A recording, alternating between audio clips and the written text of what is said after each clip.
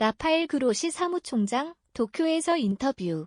후쿠시마 오염수 문제에 IAEA는 과학적이고 중립적, 조사 결과는 공정하고 과학적이며 객관적, 외부 당사자가 영향을 미쳤다는 어떤 의혹도 없다. 국제원자력기구가 7월 6일 보어의 조사 결과는 공정하고 과학적이며 객관적이라고 말했습니다. 그리고 조사 결과에 외부 당사자가 어떤 식으로든 영향을 미쳤다는 어떤 의혹도 전혀 근거가 없으며 허위라고 밝혔습니다. 라파엘 그로시 사무총장도 7월 7일 도쿄에서 한 기자회견에서 IAEA는 과학적이고 중립적이라고 말했습니다. 그리고 한국 내에 우려가 있다는 사실을 잘 알고 있다. 한국에서 야당과 만나고 싶고 의견이 있는 사람과 이야기하고 싶다고 했습니다. 이날 오후 늦게 방한한 그로시 총장은 2박 3일간 한국에 머물며 7월 8일 유국희 원자력안전위원회 위원장, 박진 외교부 장관 등을 만날 예정입니다.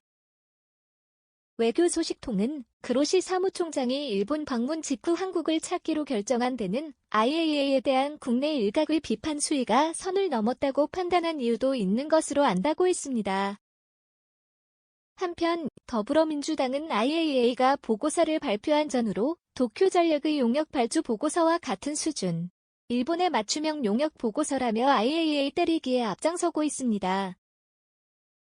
하지만 문재인 정부 당시 고위급 당국자들이 오염수 문제 대응을 위한 IAEA와의 공조를 언급했을 때는 별다른 의견을 제시하지 않았습니다.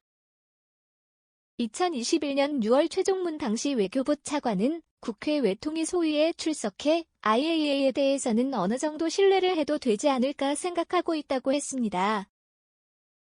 당시 IAEA 국제검증단의 한국 측 전문가인 김홍석 원자력안전기술원 연구원의 참여가 결정됐습니다.